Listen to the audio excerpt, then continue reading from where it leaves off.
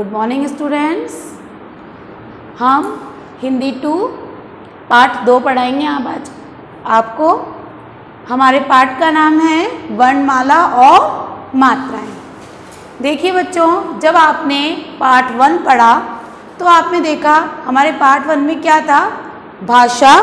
क्या था हमारे पाठ 1 में? भाषा। तो आपने भाषा को जाना कि भाषा क्या होती है। तो एक बार और आपको बताती हूँ, जो बात मैं आपसे बोल रही हूँ आप मेरी बातों को सुन रहे हैं और समझ रहे हैं, और जब आप बोलेंगे तो मैं आपकी बातों को सुनूंगी, समझूंगी। तो एक दूसरे के विचारों को सुनना समझना भाषा कहलाता है। अब बच्चों जब ये भाषा बोलेंगे तो हमें उसमें कुछ वर्ण की आवश्यकता होगी, इसलिए हमारा नेक्स्ट चैप्टर आता है वर्ण। ओके, आप देखिए वर्ण, भाषा की सबसे छोटी इकाई, भाषा की सबसे छोटी इकाई या ध्वनि जिसके टुकड़े नहीं किए जा सकते, जिसके टुकड़े बच्चों नहीं किए जा सकते, उसे वर्ण या अक्षर कहते हैं।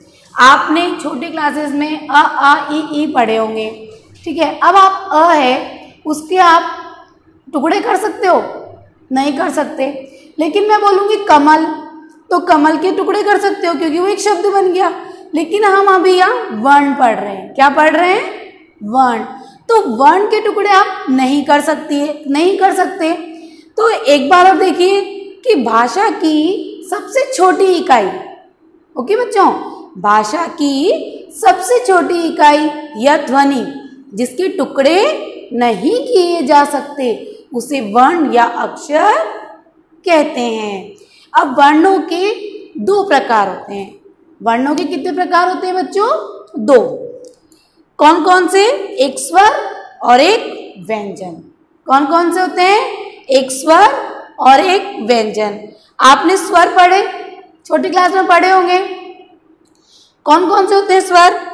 अ आ, ई उ औ, ऋषि, ए ऐ, ओ औ। कितने होते हैं? 11। स्वर कितने होते हैं बच्चों? 11। तो वर्ण के 2 रूप बताए, एक स्वर और एक व्यंजन, जिसमें स्वर आपको बताए 11। अब आप बोलोगे कि मैम ने यहाँ पे अ क्यों लिखा, अंग से अंगूर वो क्यों लिखा? क्यों? क्योंकि वो अनुस्वार और अनुनासिक में आते हैं। उसके बारे में हम अभी आपको बताते हैं। पहले आप व्यंजन देखिए। व्यंजन याद है सबको? अब मैं आपको व्यंजन बताती हूँ। ओके बच्चों, स्वर मैंने आपको बता दिए, अब मैं आपको व्यंजन बताती। देखिए बच्चों, अब हम देखेंगे व्यंजन। मैंने आपको वर्ण के 2 प्रकार बताए, स्वर और व्यंजन। आपको स्वर बताए, अब मैं व्यंजन बताती हूँ। व्यंजन क्या होते हैं? दिख रहे हैं ना आप सबको? देखिए, क ख ग घ अण, क ख ग घ अण, च छ ज झ अण। ओके, ट ठ ड ढ अण, त थ द ध न प, फ ब भ म य र ल व श श स ह श्र त्र ज्ञ। ओके बच्चों, ये जो होते हैं ये क्या होते हैं? व्यंजन। अब जो आप देखेंगे बच्चों कि आपके जो इसमें श्र, त्र और श्र, ये जो होते हैं बच्चों, ये जो 3 होते हैं ये संयुक्त व्यंजन होते हैं। कौन से होते हैं ये संयुक्त व्यंजन होते हैं। ओके बच्चों, क्या जाना आपने सारे व्यंजन मैंने आपको बताए, लेकिन इनमें से जो 3 होते हैं, कौन कौन से? श, त्र और ज्ञ, ये 4। ओके बच्चों, श, त्र, श्र और ये ज्ञ, ये कौन से होते हैं? संयुक्त व्यंजन।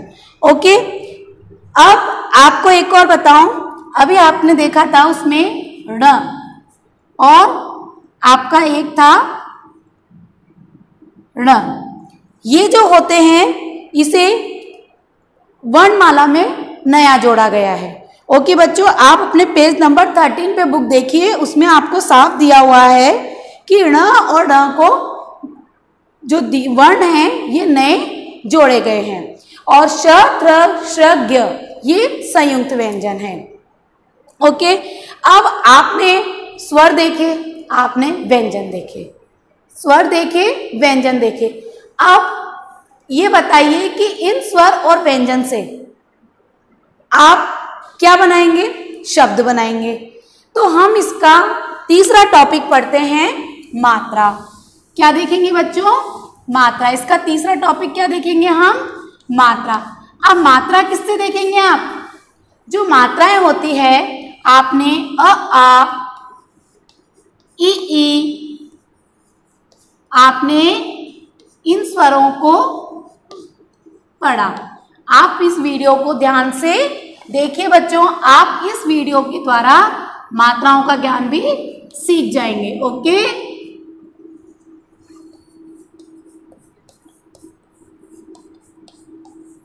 देखिए बच्चों।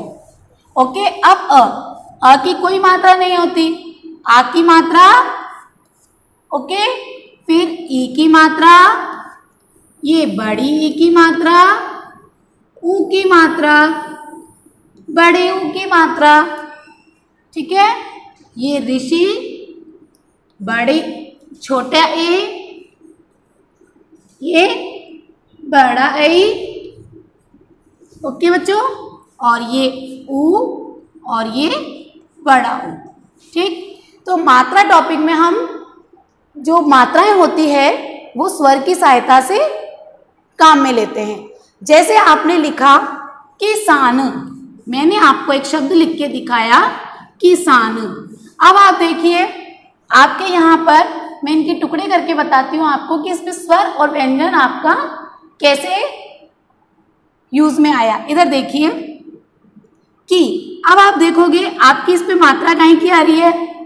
ई की। कौन सी मात्रा आ रही है? ओके, छोटे ई की। अब आपका यहाँ पे क्या आया? व्यंजन क। तो आपके यहाँ पे मात्रा ई की। अब यहाँ आता है आपका स पे काहे का आया? आ। काहे का आया? ये वाला आ, और फिर न। तो बच्चों, इन वर्णों को मिलकर आपका एक शब्द बना किसान। इन वर्णों को मिलकर क्या बना आपका? किसान। ओके, अब ये जो नीचे आपको ये शब्द दिख रहे हैं, इसका अर्थ होता है कि ये आधा हो गया।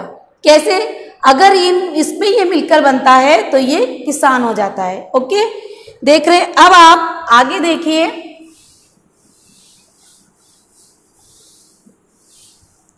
आप अपने बुक का पेज नंबर 14 निकालिए। इसमें आप देखिए, आपको दिया गया है क अ।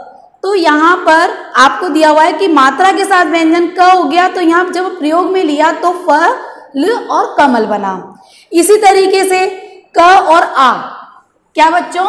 क और ये आ, तो यहाँ पे क्या बना? का। क्या बना? का।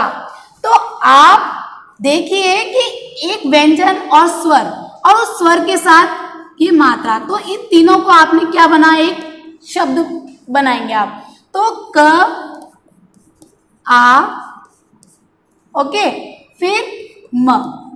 तो म में क्या आया? अ है। म में क्या है? अ। क्योंकि अ की कोई मात्रा नहीं होती, मैं आपको सिर्फ इसलिए बता रही हूँ अ लिखकर कि इसमें क्या साउंड निकल रहा है? अ, म, अ आ रहा है ना। तो यहाँ पे क्या बना? काम। तो शब्द क्या बना बच्चों आपका? काम। ठीक है। अब इसके बाद आप देखेंगे कि मैंने आपको जब वर्ण पढ़ाए तो मैंने आपको उसमें अंग और अह का नहीं बताया। तो ये क्या चीज होती है? ये देखिए बच्चों, जो अंग और अ होता है ये अनुस्वार और अनुनासिक में होता है। किस में होता है बच्चों? अनुस्वार और अनुनासिक में। देखिए, जो अंग की बिंदु होती है वो अनुस्वार कहलाती है। क्या कहलाती है बच्चों? अनुस्वार। ओके, और जो ये अ होता है ये विसर्ग। क्या होता है? विसर्ग। अंग, अनुस्वार और अ विसर्ग। ओके, अब आप इस लेसन को एक बार रीड करिए। कल मैं इसके मेन टॉपिक आपको फिर बताती हूँ। ओके।